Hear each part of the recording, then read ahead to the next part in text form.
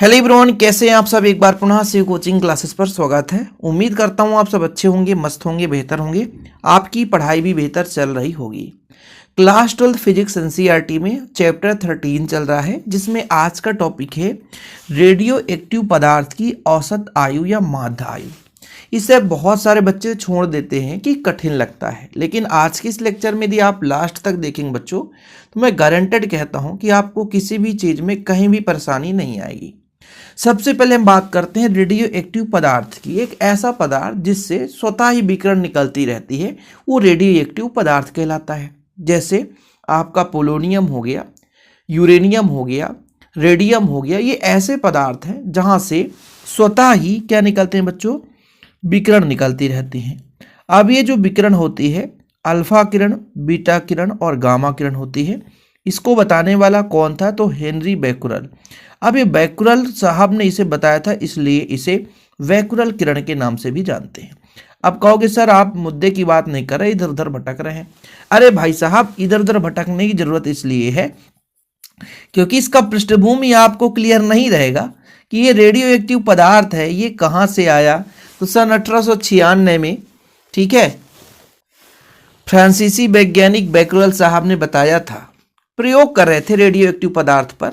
तो उन्होंने ये देखा कि भाई साहब हमारे पास ये आपका पदार्थ है और इसको हम कहीं पे रखते हैं तो यहाँ से कुछ किरणें निकलती हैं स्वतः, ठीक है, कुछ तो विक्षेपित होती हैं और फिर इन किरणों के बीच इन्होंने एक प्लेट लगाया।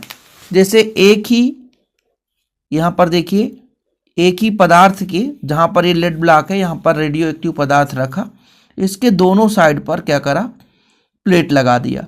जैसे यहाँ पर मैं कहता हूँ एक पर ऋणावेश है और एक पर धनावेश। जैसे इस पर मैं धनावेश कर देता हूँ, इस पर ऋणावेश। तो इन्होंने देखा कि कुछ किरणें ऋणावेशित प्लेट की ओर, कुछ किरणें धनावेशित प्लेट की ओर और कुछ किरणें सीधे चली जाती है, जिसे हम अल्फा बीटा गामा किरण के नाम से जानते हैं। अब इनका नाम कैसे पड़ा, जैसे आप जन्म लेते हैं तो आपका नाम पड़ जाता है, नाम रख दिया जाता है। ऐसे बैकुरल साहब ने नाम रख दिया। इन्होंने बोला जो कि ऋण की ओर जाता है वो धन आवेशित है, उसे अल्फा दे दिया। जो धन की ओर जाता है वो ऋणावेशित कण है, उसे बीटा दे दिया। और जो कहीं नहीं जाता वो गामा है। तो ये आपका निकल कर आया हेनरी बैकुरल साहब का एक प्रयोग। उन्होंने अपने प्रयोग में बताया कि रेडियो एक्टिव पदार्थ ऐसे पदार्थ हैं जहाँ से विकिरण स्वतः ही निकलती रहती हैं। उन विकिरण में जो सम्मिलित रूप है अल्फा कण, बीटा कण और गामा कण। इससे अर्थात मतलब अल्फा किरण, गामा किरण, बीटा और अल्फा, बीटा और गामा तीनों किरण के रूप में हम जान सकते हैं, या इसे आप यदि कण कह देते हैं बच्चों तो भी कोई दिक्कत नहीं है। अब आगे चलें बच्चों। अब देखिएगा, जैसे मान लीजिए ये हमारे पास एक क्या है, रेडियो एक्टिव पदार्थ है। इसमें प्रारंभ में जब टाइम t बराबर 0 रहा होगा तो परमाणु की संख्या बताओ कितनी रही होगी, परमाणु की संख्या। अब देखिए ये जो पदार्थ है उसमें परमाणु होंगे और जो अल्फा बीटा गामा किरण निकल रही ना बच्चों, वो परमाणुओं की संख्या ही वो कण के रूप में निकल रही है, जिससे वो किरण बन जा रही है। समझ रहे ना। तो प्रारंभ में इसकी परमाणुओं की संख्या n रही होगी, लेकिन जैसे जैसे यहाँ पर विकिरण निकलते जा रहा है तो कहीं ना कहीं इस रेडियो एक्टिव पदार्थ का क्षय हो रहा है। क्षय होने का तात्पर्य यह है कि परमाणुओं की संख्या में कमी हो रही है। तो t समय पश्चात, t समय बाद जो परमाणुओं की संख्या बच्चों, परमाणुओं की संख्या है कितनी हो जाएगी, परमाणु की संख्या भाई कुछ ना कुछ तो बदलेगी। तो पहले n0 था या n0 हम जिसे पढ़ते हैं, n0 भी कह सकते हैं। अब बाद में इसकी संख्या n हो जाती है। तब रेडियो एक्टिव क्षय का नियम कहता है कि n बराबर जो फार्मूला होता है n0 e⁻⁻λt। ये आपका एक समीकरण है बच्चों। इसको हमने आपको थ्योरम के माध्यम से रेडियो एक्टिव क्षय का नियम उपयोग करके इसे बताए थे। अब आप कहोगे सर ये सब चीज क्यों पढ़ा रहे हो, रेडियो एक्टिव पदार्थ की औसत आयु या माध्य आयु में आपको सब काम आने वाला है, इसलिए आपको यहां पर समझा रहा हूं। फिलहाल ये आपका n बराबर n0 e⁻⁻λt कहाँ से आता, लैम्डा t है, t कहाँ से आता है बच्चों, ये आपके रेडियो एक्टिव क्षय नियम से, जिसे रदरफोर्ड और सोडी साहब ने दिया था। काम का चीज हो गया ना, हमारे पास रेडियो एक्टिव पदार्थ है, यहां से स्वतः ही विकिरण निकलती है ना। अब यहां से अल्फा बीटा गामा किरण यदि निकलती है तो इसके परमाणुओं की संख्या में कमी होगी। प्रारंभ में परमाणुओं की संख्या जब टाइम 0 है तो इतना है, लेकिन जैसे जैसे समय बढ़ेगा तो परमाणुओं की संख्या में परिवर्तन होगी और कहीं ना कहीं परमाणु आपका n है t समय पे। उस स्थिति में यहाँ पर परमाणुओं की संख्या में कमी हो रही है, यानी रेडियो एक्टिव पदार्थ में क्षय हो रहा है। तो रेडियो एक्टिव क्षय नियम से n बराबर n नॉट e की पावर माइनस लैम्डा टी होता है, e की पावर माइनस लैम्डा टी। ठीक, अब हम बात करते हैं बच्चों कि इस पदार्थ की एक निश्चित आयु है, एक निश्चित सीमा है। सीमा का मतलब यहाँ पर एक निश्चित कहीं ना कहीं बच्चों की यहाँ इतने समय तक ये पदार्थ स्वतंत्र रूप में रह सकता है, बाकी बाद में इसका पूरा क्षय हो जाएगा। अर्थात कहने का तात्पर्य हुआ कि जब इसमें क्षय हो रहा है मतलब परमाणुओं की संख्या धीरे धीरे धीरे धीरे धीरे करके निकल रही है, तो इसकी भी एक आयु है। जैसे आपकी भी एक उम्र है कि आप 65 साल से 70 साल 80 साल तक जी रहे हैं, तो ऐसे ही पदार्थ में जो परमाणु है उनकी भी एक निश्चित लिमिट है कि इतने समय में ये निकल जाएगा। हर परमाणुओं का जो आयु है वो अलग अलग भिन्न है। हमारा ये पदार्थ है, पदार्थ में अरबों करोड़ों परमाणु हैं और हर परमाणुओं का जो आयु है मतलब एक निश्चित सीमा है कि इतने समय बाद वो वहां से निकल जाएगा। तो कहीं ना कहीं हर एक परमाणुओं की आयु होती है। अब जरूरी नहीं कि सभी परमाणुओं का समान आयु है, अर्थात इस पदार्थ से उसके विघटित होने का एक निश्चित समय है। पहले बाहर वाले परमाणु निकलते हैं, धीरे धीरे करके उसके नीचे फिर नीचे कई लेयर में रहता है। तो कहीं ना कहीं जितने भी परमाणु हैं उन सभी का बच्चों एक निश्चित आयु है। अब हम जैसे औसत निकालते हैं तो क्या कहते हैं, आंकड़ों का योग बटे आंकड़ों की संख्या। तो जितने भी आपके पास परमाणु हैं उनका आयु का योगफल और जितना परमाणु है उसका भाग देंगे तो उसका औसत आयु निकल कर आ जाएगा। थोड़ा सा समय दीजिए, आपको सब क्लियर होगा। समय लूंगा तब आपको समझा पाऊंगा, रटने रटाने वाली बात नहीं है बच्चों। यहां पर है रेडियो एक्टिव पदार्थ की औसत आयु की बात। अब आयु क्या है, किसी भी परमाणु के विघटित होने का समय। अब यहां से हमने कहा अल्फा बीटा गामा किरण निकल रही है मतलब पदार्थ की परमाणुओं की संख्या में कमी हो रही है। और यदि परमाणु की संख्या निकल रही है तो हर परमाणु की संख्या का विघटित होने का एक निश्चित समय है मतलब आयु है। यदि बच्चों वो निकल गया, उसका आयु समाप्त हो गया, कुछ तो मिली सेकेंड में, कुछ 10 सेकेंड में, कुछ हो सकता है 1000 वर्ष में वहां से निकलेगा, लेकिन सबका कहीं ना कहीं आयु होगा। तो जितने भी परमाणु हैं इस पदार्थ में, रेडियो एक्टिव पदार्थ में जितने भी परमाणु है सबका आयु है। तो औसत कैसे निकालेंगे, आंकड़ों का योग बटे आंकड़ों की संख्या, मतलब सभी परमाणुओं की आयु का योगफल और परमाणु की कुल संख्या। यही तो होता है बच्चों औसत आयु। तो कहीं ना कहीं किसी रेडियो एक्टिव पदार्थ की औसत आयु समस्त परमाणुओं के आयु के योगफल और परमाणुओं की कुल संख्या का अनुपात क्या होता है बच्चों, रेडियो एक्टिव पदार्थ की औसत आयु होती है। ठीक है, मतलब रेडियो एक्टिव पदार्थ की औसत आयु समस्त परमाणुओं के आयु का योगफल और परमाणुओं की कुल संख्या के अनुपात के बराबर होता है। चीजें क्लियर है, यहां तक समझ में आ गया होगा ना। मैं अब कहानी कहां से कहां घुमा घुमा करके वहीं पे ला दूंगा जो मुझे बताना है, लेकिन उस कहानी के माध्यम से बताने से बच्चों आपका क्लियर हो जाता है। यहां पे आपको रटने की जरूरत नहीं पड़ेगी। तो समस्त परमाणुओं का आयु का योगफल और परमाणुओं की कुल संख्या। अब देखिए वहीं पे हम आएंगे, स्टार्टअप वहीं से होगा कि माना टाइम जब 0 है तो रेडियो एक्टिव पदार्थ पर परमाणुओं की कुल संख्या n नॉट है, और जैसे t समय होता है बच्चों तो परमाणु की संख्या n हो जाती है। जब आप थ्योरम शुरू करोगे तो यहां पर देख लो, आपको भी लगेगा हाँ सर आप स्टार्टिंग से ही बता दिए कि माना t बराबर 0 समय है तो रेडियो एक्टिव पदार्थ के परमाणु की संख्या l नॉट है, लेकिन t समय पश्चात यहां पर परमाणुओं की संख्या n हो गई, मतलब वहां पर अब घटित हो रहा है। सही है कि नहीं? तो भैया जैसे जैसे समय बीतेगा तो परमाणुओं की संख्या में कमी आएगी। ठीक है, तो अब क्षयित परमाणु की संख्या n हो गई। ठीक है, t समय पश्चात प्रारंभ भाई बचा हुआ परमाणु होगा ना। आगे चलते हैं, थोड़ा सा जब आपको डायग्राम क्लियर हो जाता है ना और ये पृष्ठभूमि क्लियर हो जाता है तो थ्योरम बहुत आसान हो जाता है, बहुत आसान हो जाता है।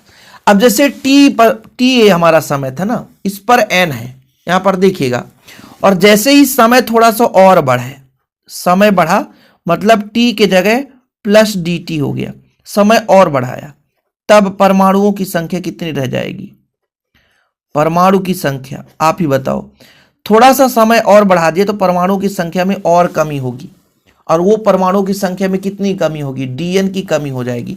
मतलब एन में डीएन को और घटा देंगे, तो मतलब डीटी समय में डीएन जो परमाणु है वो क्षय हो रहा है, क्षय हो रहा बच्चों। तो क्षय होने की दर हो जाएगी डीएन अपान डीटी समय के साथ। ठीक है, मतलब डीटी समय में अत्यंत कम यानी अल्प परमाणु विघटित हो रहा है, उसकी संख्या है डीएन। भाई पहले एन था, अब भाई डीटी समय और बढ़ा तो परमाणु की संख्या में कमी आएगी कि नहीं आएगी। अब आप कहोगे सर ये माइनस क्यों करे हो, माइनस का तात्पर्य है कि परमाणु की संख्या और कम हुई है। यहां तक फिलहाल क्लियर है। आगे चले बच्चों, अब मैं आपसे कहता हूं थोड़ा देखिएगा कि यदि मैं आपसे कह दूं कि एक परमाणु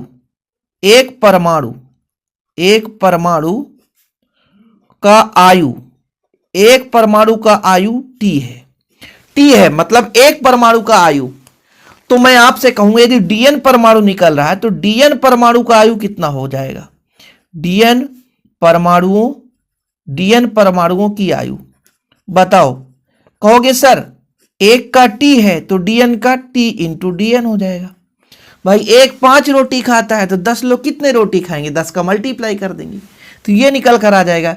ये टी डीएन क्या है जानते हैं, ये आपका बच्चों आयु है, डीएन परमाणुओं का आयु है।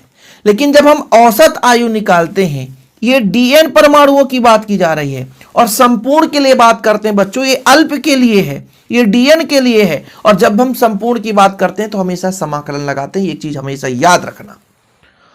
एक एक पॉइंट लेकर चल रहा हूं। जब भी आप फिजिक्स में पढ़ाई करते हैं, जैसे आपको एक छोटे से एरिया का क्षेत्रफल पता है और हमें बड़े से एरिया का निकालना है बच्चों, तो हमें क्या करना पड़ता है, समाकलन करना पड़ता है। ऐसे यहां पर डीएन परमाणुओं का आयु है, हम टोटल परमाणुओं का निकालना चाहें आयु, मतलब समस्त एन डॉट परमाणुओं की कुल आयु, तो आप कहोगे सर जब कुल आयु की बात आती है समाकलन कर देते हैं कहां से कहां तक के लिए, यहां पर आपके एन परमाणु के लिए टी इंटू डीएन। एक एक पॉइंट निकाल रहा हूं क्योंकि मुझे निकालना है ना जितने भी परमाणु हैं उनके कुल आयु का योगफल, तो यही तो है मेरा कुल आयु। और जब औसत निकालेंगे तो औसत के लिए कुछ नहीं है, औसत के लिए ये है, औसत आयु को हम टायु से दर्शाते हैं। औसत आयु ये है कि आंकड़ों का योगफल, जितने भी आपके पास आंकड़े थे मतलब परमाणु थे उनके आयु का योगफल, और कुल परमाणुओं की संख्या आपके पास n नॉट है तो ये आपने n का भाग दे दिया। इतना बढ़िया यार, यहां तक कहानी क्लियर है बच्चों। अब इसके बाद आगे की कहानी देखते हैं जो हमने समझाया है। क्या यहां तक कहानी कुछ मिलजुल रहा है थ्योरम में। टी समय पर जब 0 हो तो परमाणु की संख्या n, और टी के बाद जैसे टी बराबर टाइम जब 0 हो तो यहां पर n संख्या हो जाती है n नॉट, टी पर n हो गया। मैं कहता हूं अब अल्प अंतराल डीएन मतलब डीटी जो समय है, डीटी समय में डीएन परमाणु विघटित होता है, सही है कि नहीं, मतलब अल्प समय में जो विघटित परमाणु की संख्या डीएन है। ठीक है, अब ये कहा गया कि यदि मान लीजिए एक परमाणु की आयु टी है, टाइम आयु वही है, तो डीएन परमाणुओं की कुल आयु टी इंटू डीएन हो जाएगा। और इसके बाद मैं आपको समझाया बच्चों कि एन नॉट परमाणुओं की कुल आयु, तो हम जब अल्प का मान निकाल लेते हैं और समाकलन करते हैं तो संपूर्ण का निकल कर आ जाता है। यहां तक भी क्लियर हो गया होगा। फिर हमने कहा औसत आयु कैसे निकालेंगे, तो ये पूरे जितने भी परमाणु थे उनके आयु का योगफल है, क्योंकि समाकलन कर दिया। ये आयु किसका है, डीएन परमाणु का। जब समाकलन कर दिया तो पूरे एन नॉट परमाणु का आ गया, 0 से एन नॉट, इसलिए लिमिट लगा हुआ है। और आयु औसत कैसे निकालते हैं बच्चों, आंकड़ों का योग, तो ये योग है बटे जितने भी औसत आंकड़ों का योग बटे आंकड़ों की संख्या, तो आंकड़ों की संख्या मतलब परमाणुओं की संख्या, टोटल परमाणु एन नॉट है, तो ये कर दिया हमने। यहां तक क्लियर है, यहां तक मैंने आपको समझाया था बच्चों, यहां तक आप देख लीजिए, आपको किसी भी प्रकार से डाउट नहीं होगा। यहां तक क्लियर है ना, यहां तक पूरा कंप्लीट। अब इसके आगे हम कहानी में ट्विस्ट लाएंगे बच्चों, थोड़ा सा ध्यान दीजिएगा। जैसे मान लीजिए आपके पास n है, n हमने स्टार्टिंग में बताया था, शायद हो सकता है आप लोग क्लियर ना हो तो ये देख लो। n बराबर क्या होता बच्चों, n हो जाता है e की पावर माइनस लेमडा टी। अब हम क्या करते हैं भाई, परमाणु की संख्या में परिवर्तन हो रहा है, विघटन हो रहा है, मतलब dn अपान dt अवकलन करेंगे तभी तो इसका आएगा, तो इधर भी कर देते बच्चों d अपान dt n e की पावर माइनस लेमडा टी। देखिएगा बुक में ये सारा चीज लिखा हुआ नहीं मिलता है जो हम आपको समझा रहे हैं। अब बच्चों n क्या है, कांस्टेंट है, e का पावर x होता तो e के पावर x ही अवकलन होता, लेकिन जो कांस्टेंट होता है तो अवकलन में सामने आता है। अब यहां से मैं आपसे कह देता, देखिएगा कि आपका यहां से आएगा dn बराबर ये पक्षांतर हो जाता माइनस लेमडा n e के पावर माइनस लेमडा टी और आपका dt हो जाता, t इधर पक्षांतर हो जाता। देखो ये dn का मान है और इसी dn का मान हमको इस पे रखना पड़ेगा, ठीक है, कोई दिक्कत तो नहीं है, ध्यान रखिएगा नहीं तो कंफ्यूज हो जाओगे भाई साहब, इतना ध्यान रखिएगा आप लोग।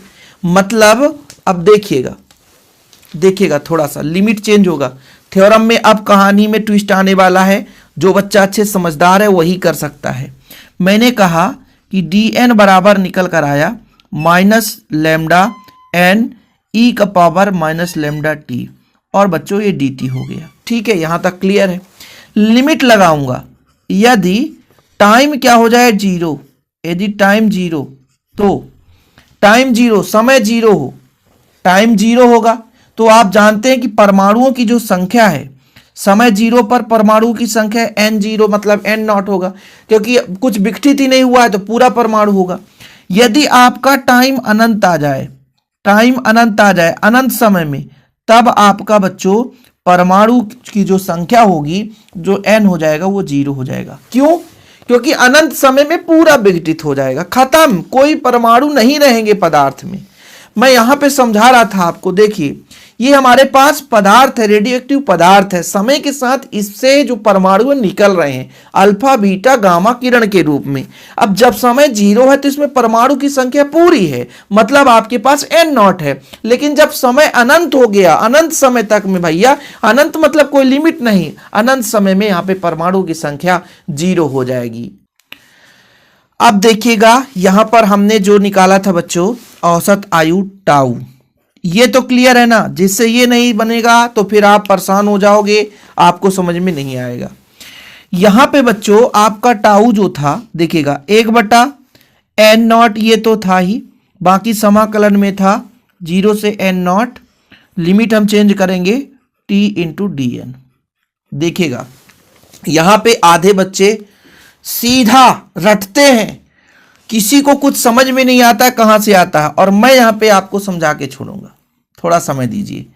1/n नॉट, ठीक, n नॉट रहने दिया, समाकलन रहने दो, t है तो t रहने दो, मुझे dn का मान रखना है माइनस, क्या रखना बच्चों, माइनस लेमडा, तो लेमडा n ही है ना, n नॉट तो नहीं है कहीं पे, n नॉट होता तो n नॉट लिख लेना भाई साहब, यदि n नॉट है तो n नॉट लिख लेना, इतना तो आप समझ सकते हो, ठीक है। जैसे n नॉट है तो n नॉट लिख लेंगे तो आपका n नॉट हो जाएगा, यहाँ पे n नॉट, ठीक है, e की पावर माइनस लेमडा टी, फिर यहाँ पे पूरा dt हो जाएगा, ठीक। अब देखिएगा इसे n नॉट से n नॉट कैंसिल, जो कांस्टेंट है उसे बड़े प्रेम से बाहर ले आओ, कांस्टेंट है जो आ रहा है बाहर तो उसे ले आओ, कोई दिक्कत नहीं है। जैसे माइनस है लेमडा, उसे बाहर ले आओ, और भैया अभी मैं यहाँ पे लिमिट नहीं चेंज किया हूँ, बताता हूँ, चेंज भी करूँगा। यहाँ का हो जाएगा t, और बच्चों लेमडा बाहर आ गया, माइनस बाहर आ गया, और e की पावर माइनस लेमडा t और आपका dt। अब मैंने आपको ये समझाया था कि जब टाइम जीरो था, तो यहां पर n नॉट था, ठीक है ना, मतलब जब हमारा टाइम जीरो था तो n नॉट था, तो n नॉट की जगह जीरो लिखेंगे, ठीक। और बच्चों जब हमारा टाइम अनंत था तो n बराबर जीरो, तो जहां पे n बराबर जीरो है वहां पे टाइम का अनंत मान रखेंगे। देखिए n का मान जहां जीरो था वहां t का मान अनंत रखेंगे, क्योंकि अब ये जो dn था ना बच्चों, वो जो आपका dn था वो dt में बदल चुका है। देखिए जरा, यहाँ पे ये dn था, अब ये dn नहीं रहा, dt में रह गया, इसलिए लिमिट भी चेंज कर दिया हमने। अब लिमिट चेंज कर दिया, अब इसका समाकलन किसी को पता है? गुणन नियम का समाकलन मैं यहां पे बताता हूं कैसे होगा बच्चों। ये लैम्डा माइनस है, रहने दो, पूरा ब्रैकेट लगा हुआ, पूरा बड़ा ब्रैकेट लगाओ, ठीक है। पहला फलन t, दूसरे का समाकलन मतलब e की पावर माइनस लैम्डा t का समाकलन, कहां से? अनंत से। वैसे एक काम और कर लेते तो और आसान हो जाता, लेकिन बाद में करेंगे तो भी वही आए, क्योंकि माइनस है, कोई दिक्कत नहीं है, ठीक है। वैसे यदि हम इसको प्लस करते बच्चों तो लिमिट चेंज हो जाता। लिमिट चेंज का मतलब ये होता कि जब प्लस आता तो लैम्डा हो जाता, और ये आपका अनंत था तो जीरो और अनंत ऊपर हो जाता, तो ये थोड़ा सा आसान हो जाएगा। t into e power minus lambda t d t, ये थोड़ा समझाना आसान हो जाएगा। प्लस हो गया, ठीक, बस, तो जीरो से अनंत है, dt हो गया, फिर बीच में माइनस, समाकलन। अब जो हमने दो फलन है बच्चों, पहला फलन दूसरे का अवकलन, इस तरीके से जो अवकलन का फॉर्मेट होता है, पहला फलन दो फलन है तो पहला फलन दूसरे का समाकलन, और जो हमारा पहला फलन होता है बच्चों उसी का अवकलन किया जाता है, उसी का अवकलन किया जाता है, मतलब t का अवकलन करेंगे, फिर इसके अंदर ही जो हमारा दूसरा फलन है उसका समाकलन करते हैं। क्या करते हैं? समाकलन, फिर पूरे का समाकलन करते हैं, ब्रैकेट लगाते हैं, ठीक है। फिर आपको समझाऊंगा, चिंता ना करें। अब यहां पे जीरो से अनंत है, जीरो से अनंत है, तो ये लैम्डा रहने दीजिए आप लोग, ठीक है। लैम्डा है बच्चों, तो लैम्डा ये आपका t है, तो t रहने दीजिए। यहां पे बच्चों आपका समाकलन होगा, e के पावर x का e के पावर x ही होता है, लेकिन जो कांस्टेंट होता है जैसे माइनस लैम्डा तो वो नीचे जाता है, जीरो से अनंत। इसकी कहानी अलग है। अब इसकी कहानी कुछ अलग है। इसकी कहानी कुछ इस प्रकार से है कि भाई साहब समाकलन है जीरो से अनंत, इसको रहने दीजिए। t का अवकलन t के सापेक्ष में एक हो जाता है, और इसका जो समाकलन है, इसका जो समाकलन है e के पावर x का e के पावर x होता है, लेकिन जो कांस्टेंट होता है वो नीचे आता है, फिर dt हो गया। ये चलने दो, कोई बात नहीं है बच्चों, फिर से मैं आपको समझा रहा हूं। पहला फलन दूसरे का समाकलन, ये फार्मूला होता है। जो पहला फलन है उसका अवकलन करते हैं और दूसरे का समाकलन करते हैं, फिर पूरे का समाकलन करते हैं, मतलब सेकेंड स्टेप में। पहले स्टेप में पहला फलन दूसरे का समाकलन, चलो ठीक है।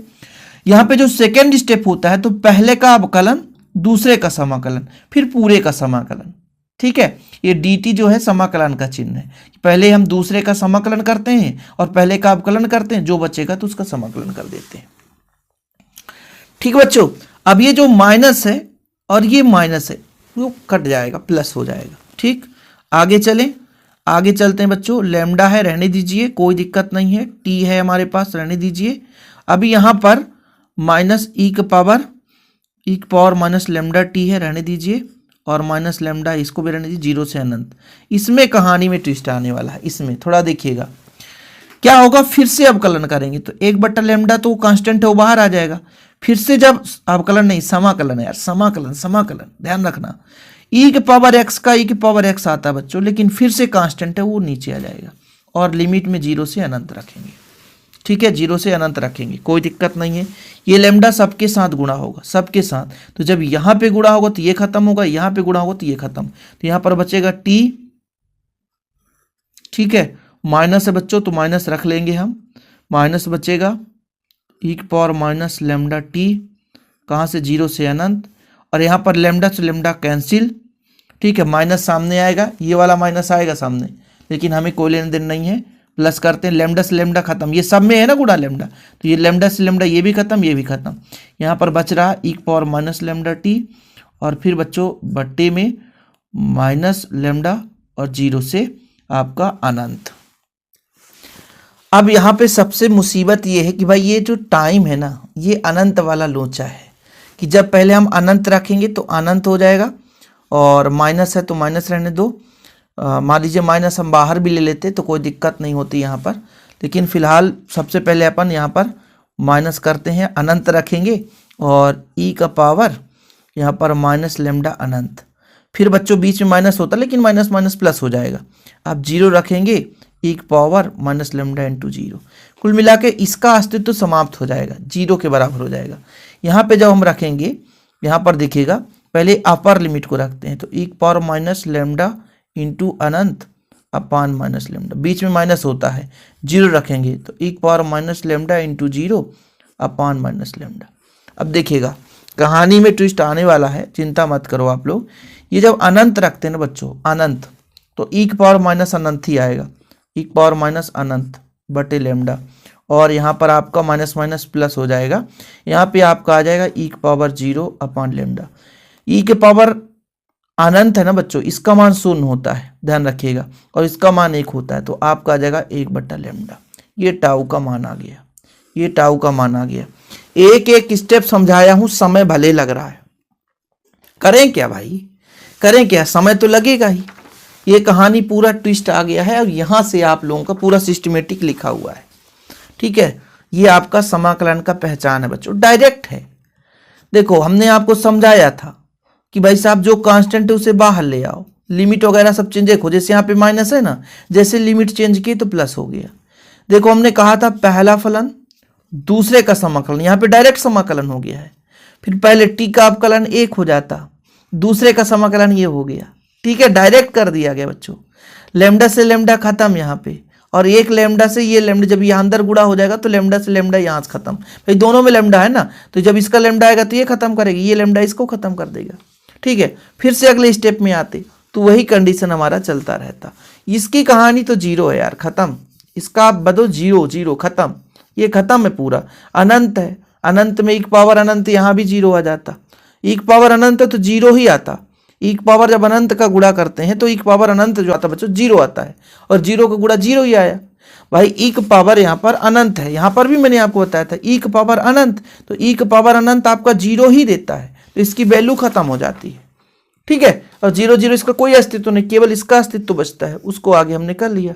यहाँ पर भी राम को आपको बताया था भैया ई की पावर अनंत उसका जीरो मान आया, ई की पावर जीरो उसका मान एक आया, ठीक है। इस प्रकार से केवल और केवल बचा बच्चों एक अपान लेमडा, टाउ बराबर एक बटा लेमडा बचता है, ठीक है। यही आपका है रेडियो एक्टिव पदार्थ की औसत आयु या माध्य आयु, ठीक है। जिसको आगे करना तो कर सकते हैं, बाकी इतना काफी है आपके सिलेबस के अकॉर्डिंग, और समझाना मेरा कर्तव्य है। एक एक स्टेप समझाया हूं, एक एक पॉइंट, जो एक भी जगह मिस किया है वो डेफिनेट ही गलत कर बैठेगा। एक भी जगह इसमें मिस कर दोगे आप तो गलत कर बैठोगे, ठीक है। लेकिन उम्मीद करता हूं बच्चों कोई दिक्कत नहीं होगी। तो फिलहाल आज के लिए इतना ही। जय हिंद, वंदे मातरम।